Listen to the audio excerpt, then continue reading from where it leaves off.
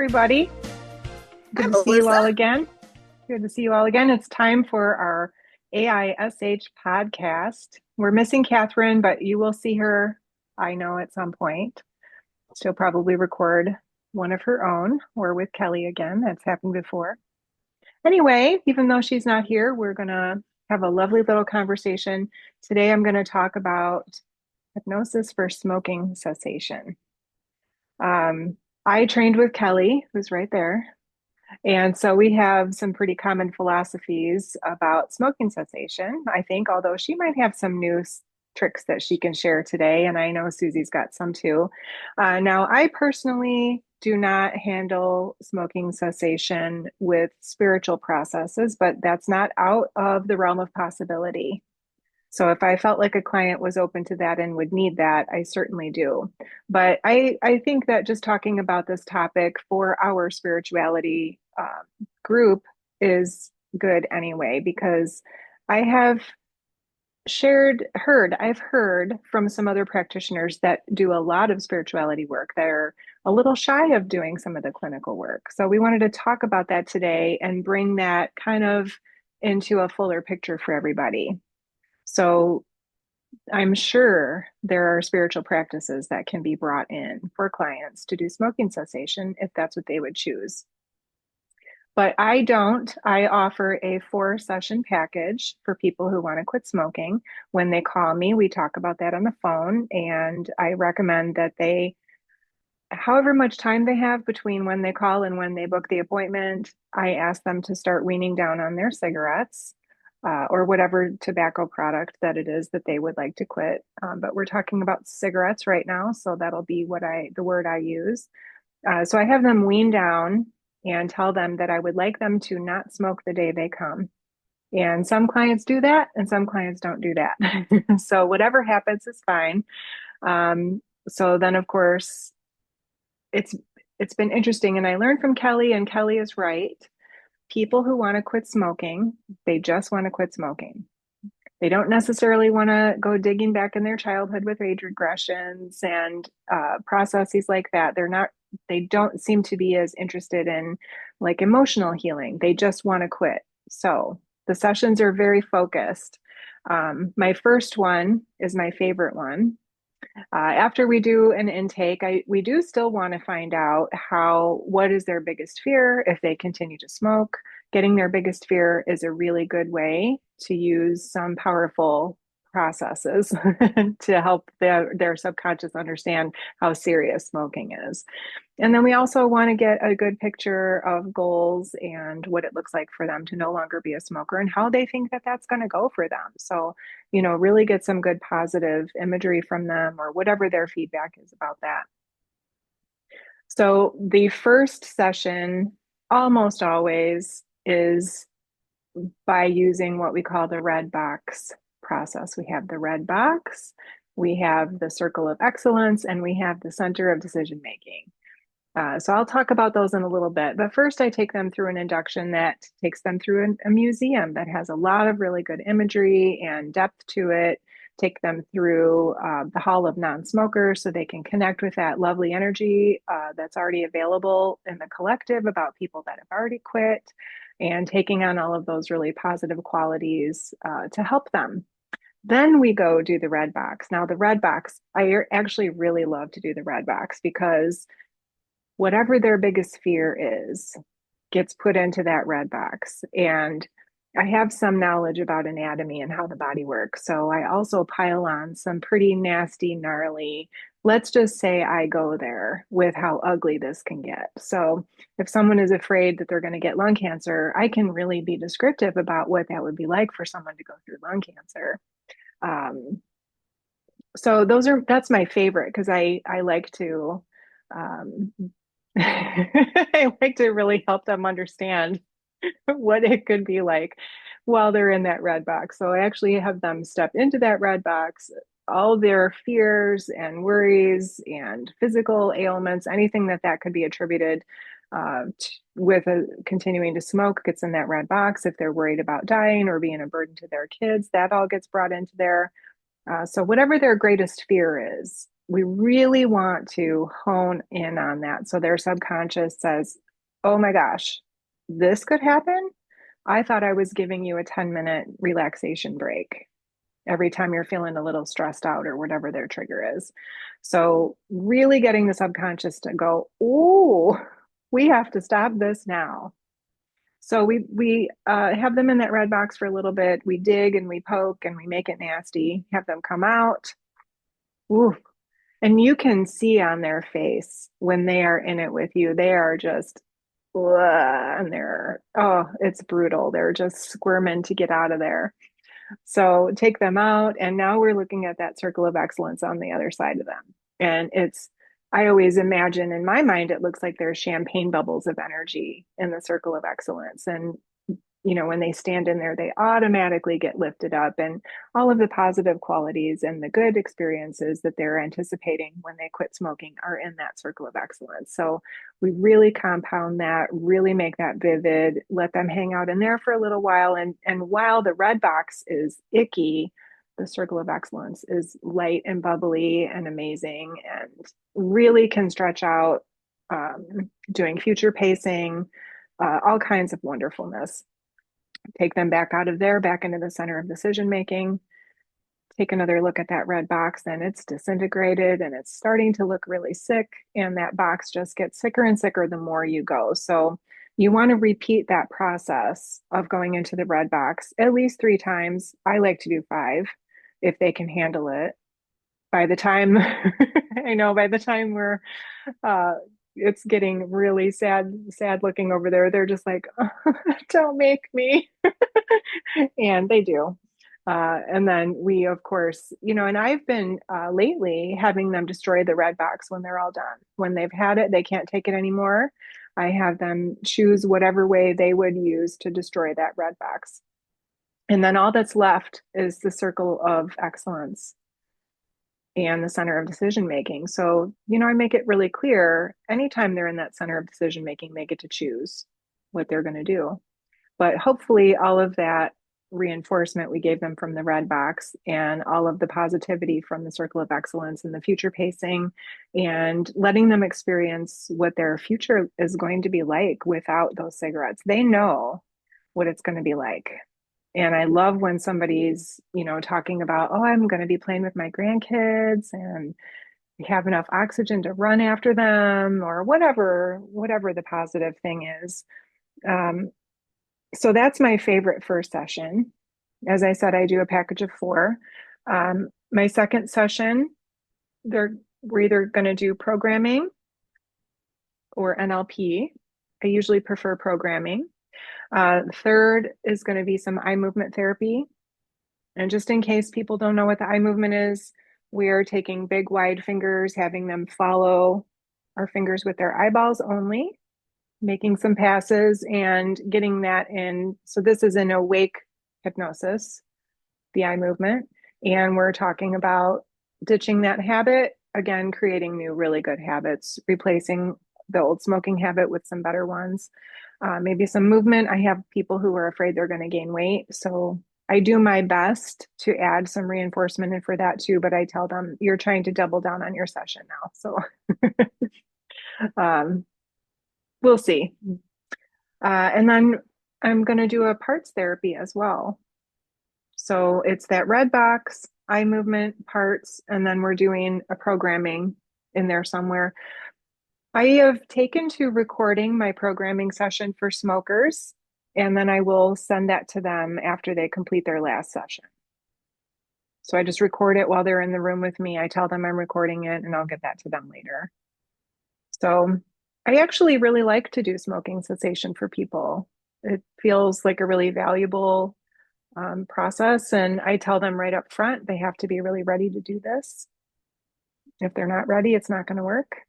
You can't make them do something they're not ready for. So I like it. And, I just kind of make myself clear up front about what we're going to do. And with the aversion therapy, the red box therapy, I do tell them I'm going to go there. They're going to have to get ready for the devastation. I'm sorry, I enjoy it a little too much. I do. So that's my process for smoking cessation. So I wanted to ask you, Kelly and Susie, if either of you had any other ideas about that, anything else you wanted to add about smoking cessation, if there's any process that might have a more spiritual lens to it, since that's kind of what we've been doing here lately with AISH. But please pipe in and tell me what you guys want to talk about. I have a question. At what point within those 4 sessions is their quit date? Their quit date has is to be the day they come to see me. For the very first time? Okay, Yes. okay, Yes. And okay. if there is some resistance to that, then we will discuss that when they come in. But I prefer them to not smoke at all before they even come in. Then the other part of that question is, do you make, usually when they're ready, they've been at it for a couple of decades. Do you make Hmm. a concentrated or a focused effort to get them in sooner in the day rather than later in the day? I do if I can, yes. Morning Okay. time is better, yes, if Yeah. that's at all Okay. possible. Yeah. Okay. I have had a couple people who were afternooners and they didn't make it. That's kind of what came up in Yeah. my mind. And I Yeah. prepare them too. You need to throw away your ashtrays. You can't have any lighters. Throw away the cigarettes. Don't put them in your freezer. Hmm. Don't stash them because that's a sign that you're not ready. Of course, we have to suss out any secondary gains with smoking too to make sure that they don't have some ace up their sleeve on why they have to keep doing that. Hmm. Yeah, So I have fun with that process, and I get a lot of people to quit smoking. got me to quit smoking. I did. The thing about it, the secondary gains is a real thing because, first of all, vetting the client is really important because it's just not going to work, just like anything, if the client isn't really ready. Now, you know, what do we say? Imagination is more important than knowledge, and when you're dealing with the subconscious, right? And the reason why I enjoy aversion therapy too. You probably got that from me because I'm a little wicked with it. But I go in because I really believe in equating, smoking to what that cigarette is. And your subconscious is self-protective.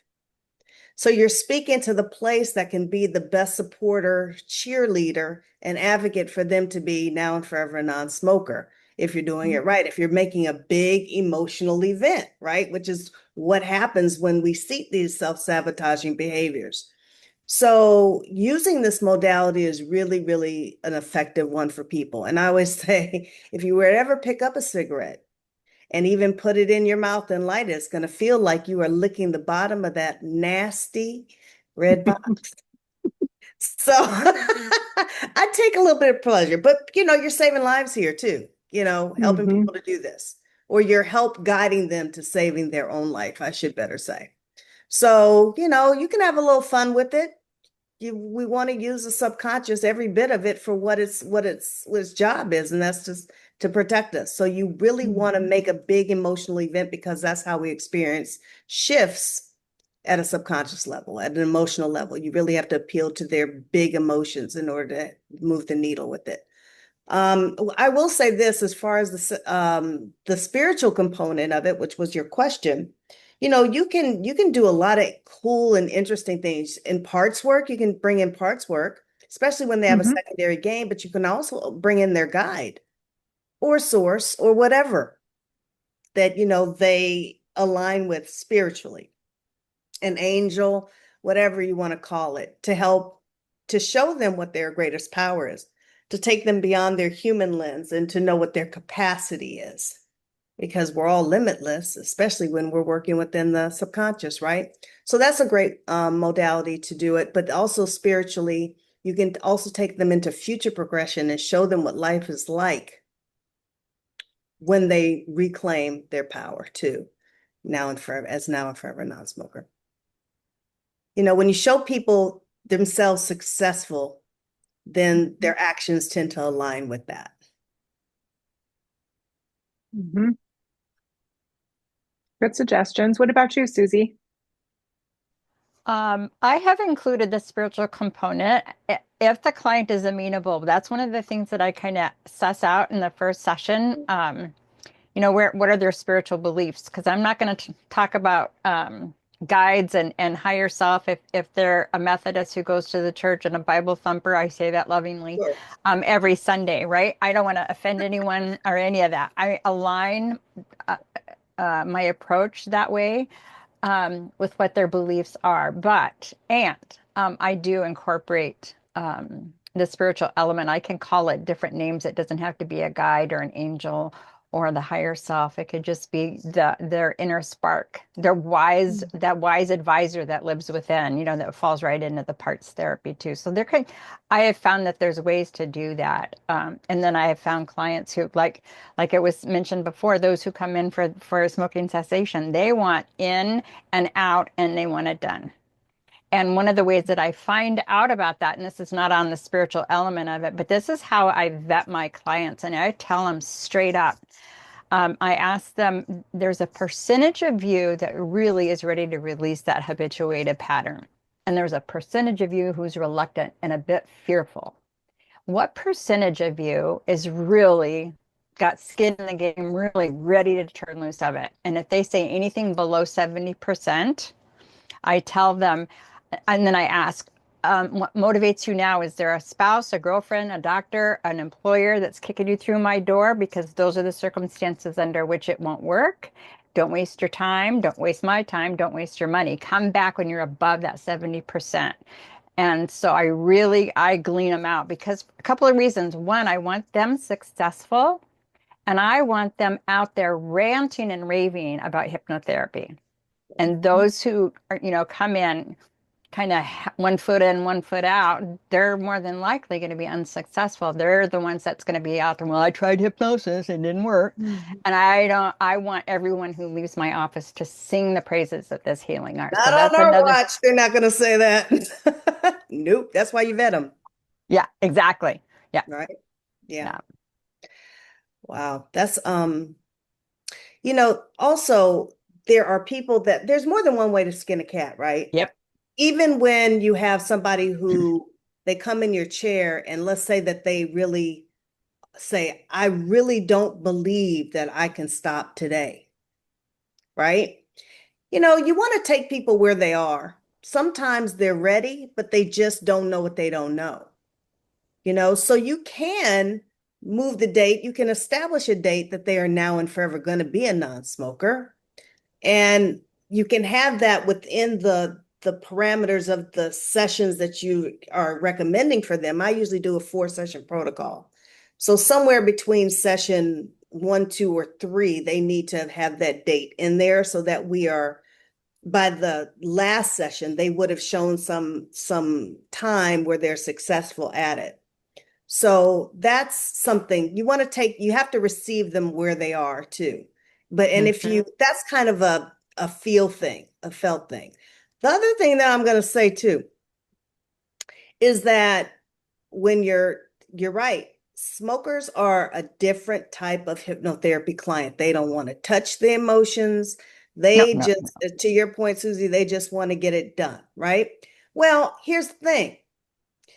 All that's still there. So you want to talk to them about that, which I do. And I say, all of that is still there because basically what you're doing is you're putting poison in your body. That is not a conscious mind thing because I equate that cigarette to exactly what it is. You're putting poison in your body. So there are emotional drivers out Mhm. of your consciousness that's driving that. Now, I can scare the hell out of your subconscious, but those other self-sabotaging beliefs are still filtering through. They're coursing through. It's like trying to submerge a beach ball. It's always going to want to pop up to the Pop up. surface. So how will it pop up? And I always say this, that how many times do you see outside of an AA meeting, people huddled around smoking like Mm. fiends? People will trade their addiction for another one. It could even be, drinking. It can be sex. It could be whatever, relationships. It could be whatever it is, gambling. So you want to forewarn them. You want to be mindful, ma'am or sir, as to how that's coming up. And I had one smoker come to me, and then I told her, I said, it may start popping up another way. So she called me 2 months later or whatever, says, okay, I'm drinking. Let's do the emotional Yeah. work. Yeah. And we did it. Yeah. So you want to caution people that that's a real thing. And part of my program, it's generally 10 days to 2 weeks, 2 sessions in person with a middle of the program telephone check-in. Mm-hmm. And their last session is the quit date. And between session 1 and session 2, I've given them steps to take and things that they have to do differently. There's limitations on where they can smoke. If they have to have a smoking spot at their house. If they normally smoke on the porch, it needs to be someplace else, and they can't do anything else but smoke. There's a few other limitations and behavior changes that I implement as well. By the time they get to that quit date, they're astonished at how much they've already dwindled down, and they come in really excited about that. So the way that I've approached it, there's a lot that happens in the interim between 1 and 2, and I've given them essentially a workbook, and it's 10 days or 14 days to fill it out, but they bring it to me that lists the benefits. When did they start? How did they feel? What was going on in their life? So they're already stirring that pot before they get to me. So the second session, the quit date, the actual second hypnosis session, their quit date, I throw in all those benefits and all those alternatives that they could do as well, as opposed to just automatically, that's just giving it up and not doing anything else, any of the underlying work. But by the time they get to that second session, and this isn't a black and white situation, everyone's individual and different, but a lot of times, like what you experienced, Kelly, the client will come back in and say, I'm curious if you could help me with this anxiety or all these emotions and my lack of confidence. And well, of course, right? Of course. So rather than,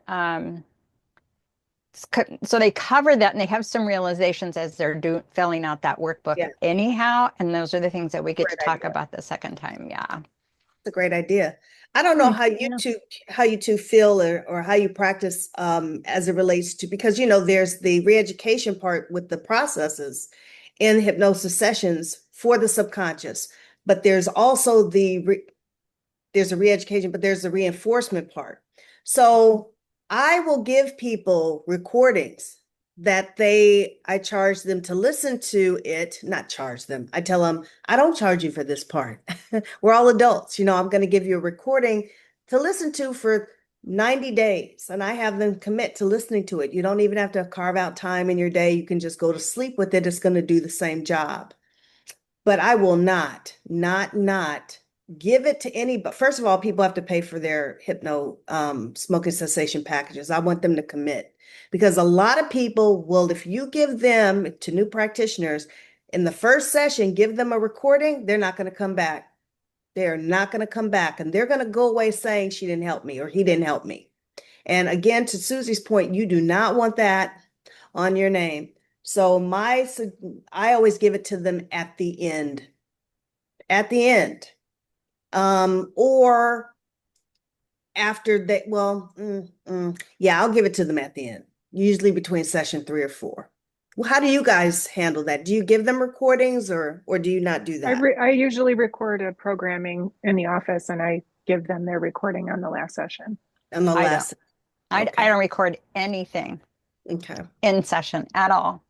Well, And I I've got don't. my reasons, of course, but um, oh, I had something that came up I wanted to add. Oh, what I love about this healing art and about what we do Mhm. is there ain't no one way to get it done, Mhm. right? Yeah.